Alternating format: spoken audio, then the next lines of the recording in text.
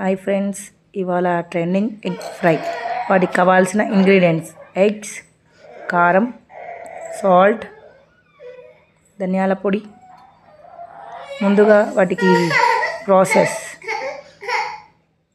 ముందుగా ఆయిల్ వేసేసి ప్యాన్లో బాయిల్డ్ ఎగ్ వేసేసి వాటిలో కట్ చేసిన ఆమ్లెట్ని పోయాలి, ఎగ్ని పోయాలి. పోసి కట్ చేసిన ఆనియన్స్, కొంచెం మిర్చి పౌడర్, కొంచెం సాల్ట్,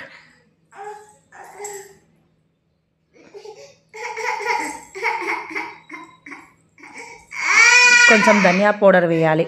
అలా వేసిన తర్వాత కాసేపు అలానే ఉంచాలి. తర్వాత తిప్పి వేయాలి.